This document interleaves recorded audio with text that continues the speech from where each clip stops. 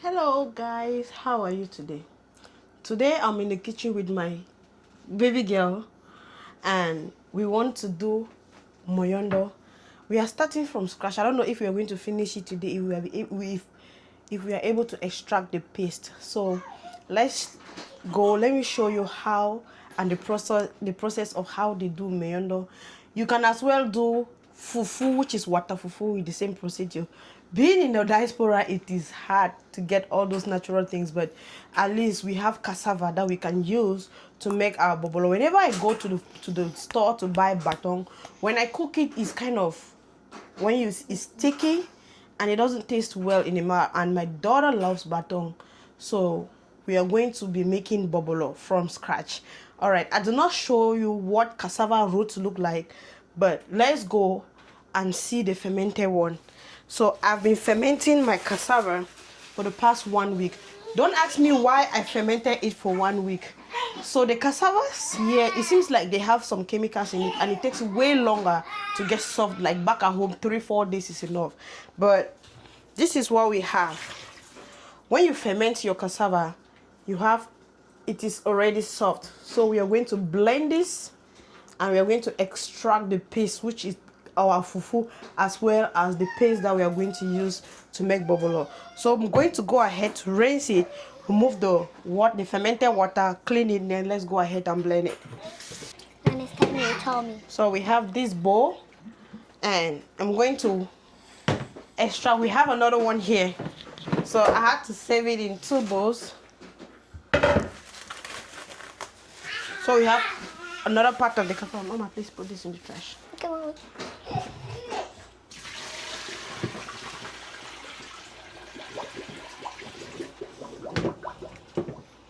Mind you, when you have cassavas here, not all is going to be too soft. This is soft, but it's still kind of strong.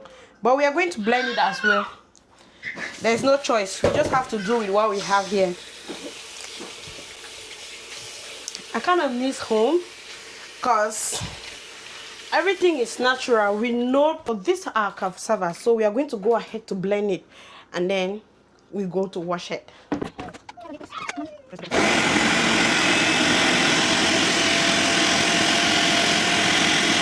All right, we are done blending and this is how it looks like.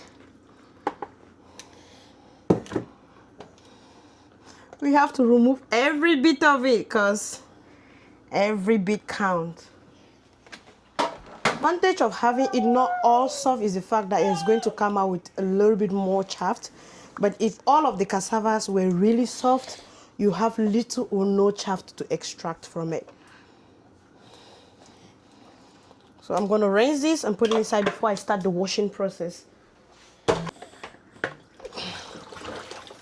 All right, so just going ahead to clean my blender, keep it aside, and let's start with the washing of this. So I'm going to be washing it 2 times. The first time I'll just take it, wash it in here, and then I'll wash it the second time to make sure the chaff are not there. Then I'll wait for it to like settle. Then I'll use a cheesecloth to extract the paste, and from there we'll go to the making of the bobolo. Mama, don't worry. I want to put water to be up.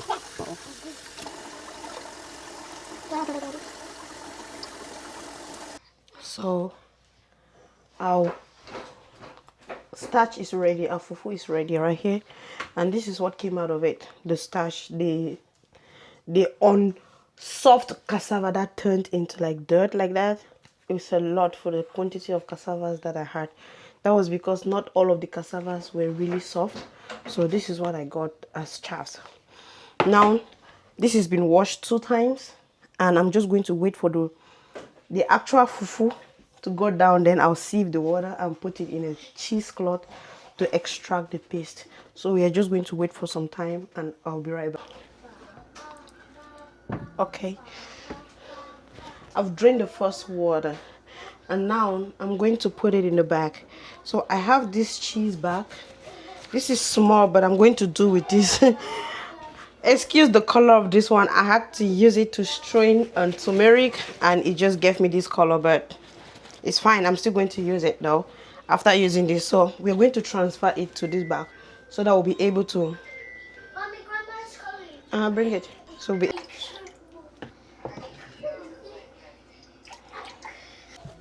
So this is what we have. I'm going to drain it some more.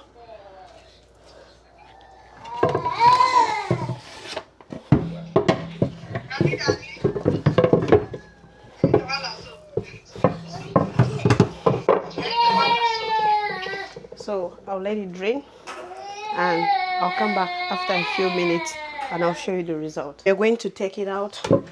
I'm sure the water has drained enough.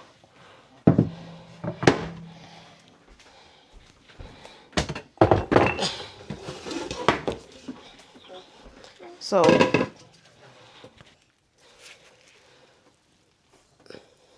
I'll just press a little bit and we are going to proceed to making our baton.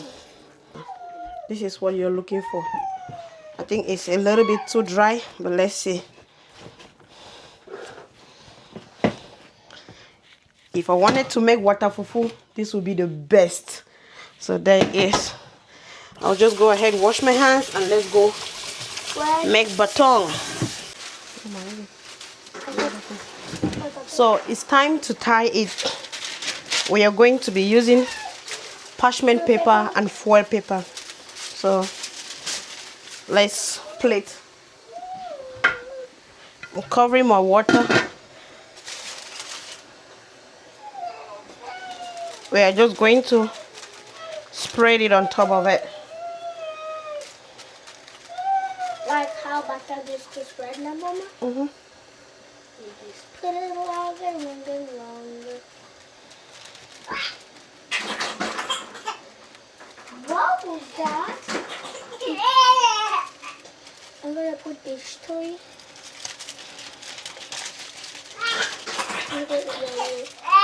So we have it like this.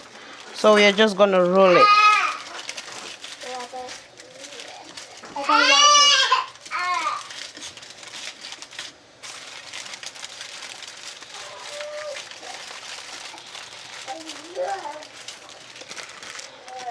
And just because we want those baton rolls, right?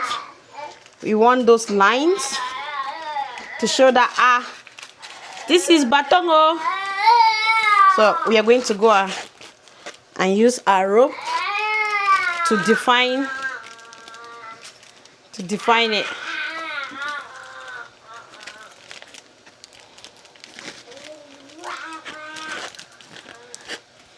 That really looks like baton. I may have cut that rope to be small.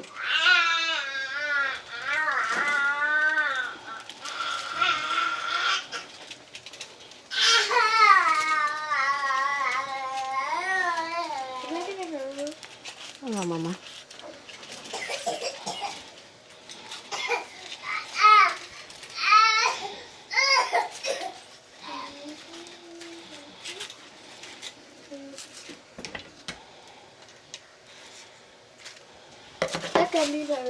So this is our baton. I'm just going to go ahead and I'll show you the finished product. We have our batons here. So we'll go ahead and put them in the pot.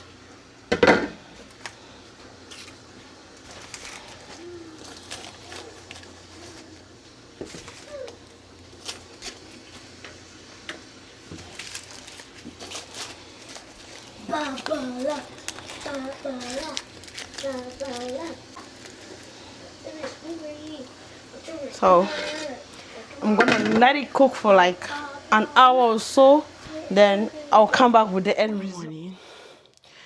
We finished cooking yesterday late in the night, and let's do the review of our bobolo.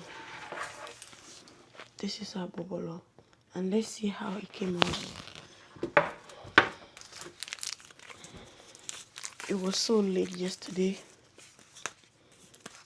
and I was like, okay, we'll open it this morning.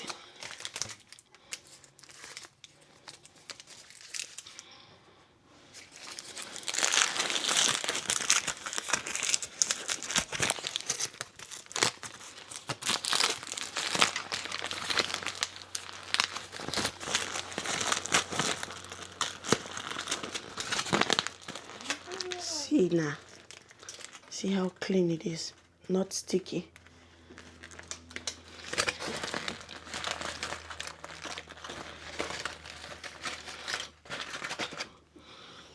Look at it. This is our Bobolo, made in America. You wanna taste it?